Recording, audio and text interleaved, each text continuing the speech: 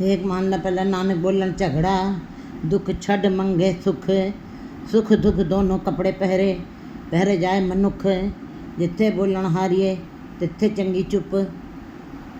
गुरु जी इस पद को पर बता रहे हैं कि जीव सुख की ही चाहत रखता है, दुख नहीं चाहता है, हर दम लाभ चाहता है, हानि नहीं चाहता है, यश चाहता है, अपयश नहीं चाहता है।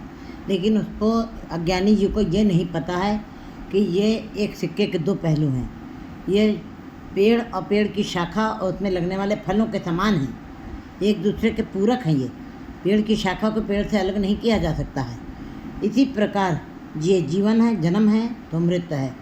हरखंड ता सोगंग, भोगंग ता रोगंग, नाना तमुचंग, ये सब जुड़े हुए हैं, ये अलग नहीं किए जा सकते हैं। लेकिन जो संसारिक जीव हैं उनको इस बात की समझ नहीं आती है और उसके बारे में इस पद के अंदर गुरु जी ने बताया है।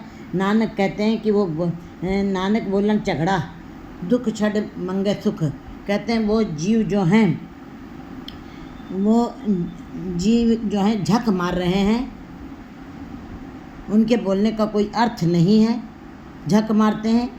जो सुखी सुख मांगते, दुख सुख छड़ मंगे, दुख छड़ मंगे सुख, जो दुख को छोड़ करके सुखी सुख मांगते हैं, गुरु जी कहते हैं वे भी झक मार रहे हैं, उनकी इस बात का कोई अर्थ नहीं है। और फिर कबीर जी भी कहते दुख मांगल सुख मांगल दुखा गए अवल। कहते मैं तो सुख मांग रहा हूँ परमात्मा से और हजारों दुख मेरे सामने पड़े हुए हैं, क्योंकि एक सुख के साथ हजारों दुख लिपटे पड़े हुए हैं। जीव को पता नहीं लगता है, अज्ञानतावश। कहते हैं कबीर जी कहते मैं तो सुख मांग रहा हूँ लेकिन दुख ही दुख आते हैं। ऐसा सुख मुझको नहीं लेना है, ऐसे सुख की चाहत मुझे नहीं करनी है। सुख मांगत दुख आ गया, सो सुख हमो न मांग्या पावे। ऐसा सुख मैं परमात्मा से नहीं मांगना चाहता जिसके एक सुख के साथ हजारों दुख लगे हुए हैं। नामदेव जी कहते हैं कि मुझको दुख और सुख दोनों जो राज दे तो कौन बढ़ाई, जब भीख मांगे थे क्या कट जाई, जो राम रखे तो रहिए रे भाई। ऐसा नामदेव जी भी कहते हैं अर्थात दुख और सुख दुख दोनों कपड़े पहने जाए मनुख। ना कोई पूरा सुख मांग सकता है ना कोई दुख, ये दोनों परमात्मा ने कपड़े दिए हुए हैं। जैसे मनुष्य पुराने कपड़ों को, गंदे कपड़ों छोड़ करके दूसरे कपड़े बदल लेता है, इसी प्रकार सुख दुख दोनों कपड़े हैं। ये मनुष्य को मनुष्य जन्म के लिए ये कपड़ों के समान है, जैसे कपड़े बदले जाते हैं इसी प्रकार ये सुख और दुख इसका कहते हैं सुख दुख किया पंडा खुलियाँ तो सुख न निकलियो कोई। गठरी भरे दुख पड़े हुए, उसके अंदर सुख एक भी नहीं निकला। इसका मतलब संसार में ज़्यादा दुखी दुख है, लेकिन जीव सुख प्राप्त करना चाहता है। और जो कहते हैं कि परमात्मा जो सुख देते तो कौन बड़ाई है, और जो भीख मंगाए तो क्या घट जाएगा। तो गुरु जी कहते जो जैसे राम रखते हैं वैसे रहना चाहिए, उसके हुक्म उसकी मर्यादा के अनुसार जो जीव रहते हैं। सुख दुख दोनों कपड़े पहनते।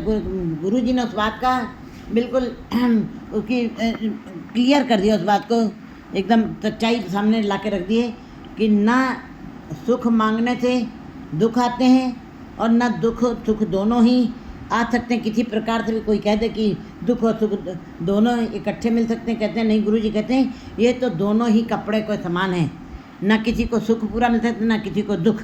ये तो उसके कर्मानुसार, उसके सुख और दुख को कर्मों के अनुसार उनको ये संसार में सुख और दुख का भोग मिलता है। और जीव उन्हीं प्रकार के जिस प्रकार के कर्म करते रहते हैं उसी प्रकार के सुख या दुख को भोगते हैं। तो गुरु जी ने वहाँ पे बात को खोल के रख दिया है कि सुख और दुख कभी अलग नहीं किए जा सकते। जीवन है तो मरण है, और यश है तो अपयश है, मान है तो अपमान है, घाटा है तो लाभ है। ये दोनों साथ में ही है, कभी अलग नहीं है, पूरक है एक दूसरे के। इसी प्रकार मनुष्य जीवन सुख दुख दोनों कपड़े हैं पहरे जाए मनुख। ये मनुष्य का पहनावा है, और मनुष्य अपने कर्मों के अनुसार ये कार्य सुख और दुख को भोगते चले जाते हैं। जिथे बोलना हारिए तिथे चंगी चुप। गुरु जी कहते कि अगर जो सभा में ज्ञानी मनुष्य को बोलने में अज्ञानता है, अशिक्षा है, अंदर उतनी बुद्धिमत्ता नहीं है, अंदर उतनी समझ नहीं है, अंदर उतनी गुरमत अच्छी वाली बुद्धि नहीं है, विचारने की बुद्धि नहीं है, तो वहाँ पे जीव को चुप रहना चाहिए। रेशमी कपड़े पहन के मनुष्य अगर जो चुप रहता है, बोलता नहीं है, चाहे उसके अंदर कोई बुद्धिमत्ता नहीं है, लेकिन रेशमी कपड़े पहन के सभा में बैठा है, अगर जो बोलता नहीं तो वो बुद्धिमान ही कहलाता है। इसी प्रकार गुरु जी कहते हैं कि जहाँ पे तुम्हारा हारना लिखा है, तुम्हारी बात में कोई जोर नहीं है, तुम्हारी बात में कोई भार नहीं है, तुम्हारी बात में कोई सच्चाई नहीं है, तुमको बोलना नहीं आ रहा है, तो वहाँ पे तुम्हें चुप रहना ही ज़्यादा अच्छा है। चुप रहने से बहुत सारी तुम्हारे अंदर की बातें जो हैं, जो गलत बातें हैं, वो भी छुप रहती है और तुम्हारी पर्सनालिटी सदा बनी रहती है। तुम्हारे मान में कमी नहीं आती। इसलिए कहते हैं जहाँ पे तुम्हारे हारने की कला दिखाई दे रही है, जहाँ पे तुमको लग रहा है मैं बाजी हार रहा हूँ, वहाँ पे तुमको बोलना नहीं चाहिए, तुमको चुप रहना ही, वहाँ पे चुप रहना ज़्यादा ही अच्छा होता है। ईश्वर प्रदत्त सुख दुख को यथावत स्वीकार करना ही मनुष्य का काम है। मनुष्य को अपने मुख से बिल्कुल उतना ही बोलना चाहिए जितना मर्यादित हो। 2